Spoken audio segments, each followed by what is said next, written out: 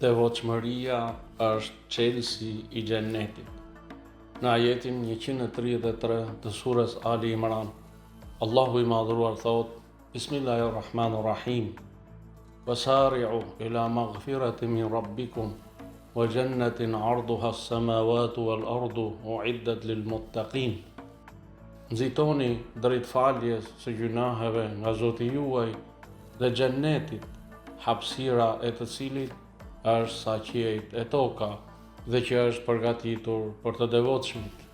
Ajeti i fton njerëzit që të nxitojnë drejt faljes së Allahut, të synojnë xhennetin, i cili përshkruhet me një madhësi të jashtëzakonshme, sa qiejt dhe toka, dhe që është i përgatitur për të devotshmit.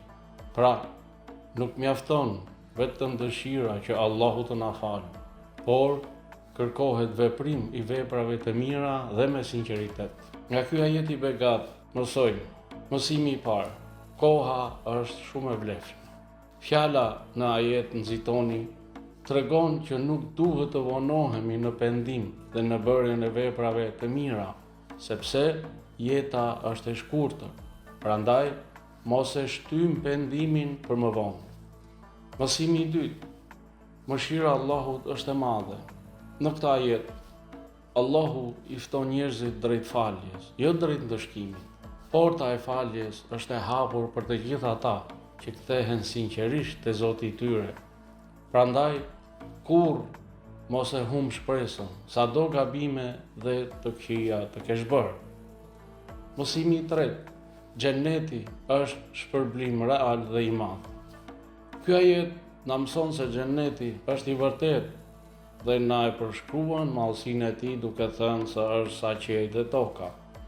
Shpërblimi i bërjes së veprave të mira është shumë i madh dhe e tejkalon çdo sakrificë. Kështu që ja vlen çdo përpjekje e sakrificës për të arritur xhennetin. Mësimi i katërt, devotshmëria është çelësi i xhennetit. Ajeti na mëson se xheneti nuk është për të gjithë, por për ata që ruhen nga gjunahet, për punë mirët dhe për ata që përpiqen në rrugën e Allahut për hir të Allahut.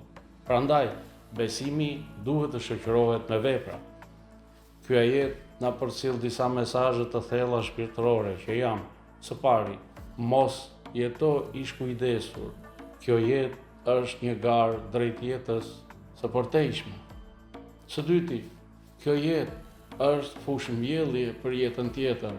Çfarë të mbjellësh, do të korrësh. Së treti, pendimi nuk duhet të jetë i vonuar, por i menjëhershëm. Së katërti, qëllimi i jetës nuk është vetëm kjo botë, por bota tjetër. Së pesti, Allahu dëshiron të na falë, por ne duhet të bëjmë hapin e parë drejt faljes. Në një botë të shpërqendruar, njerëzit janë të zënë me rrjetet sociale, me grumbullimin e pasurisë dhe vrapojnë pas kënaqësive materiale duke neglizhuar anën shpirtërore. Ky ajet na kujton e na thot: mos e humb kohën, mos u mashtro nga tundimet e egos e të djallit, mos u lidh fort me këtë jetë, investo edhe për jetën tjetër.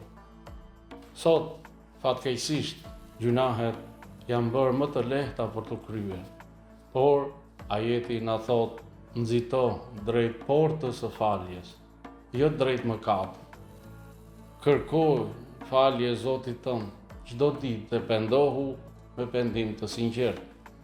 Të jesh i devotshëm do të thotë të jesh i drejtë, të ndihmosh të tjerët dhe të kontrollosh zemrimin. Devotshmëria nuk është vetëm adhurim, por është moral, sjellje dhe solidarizim.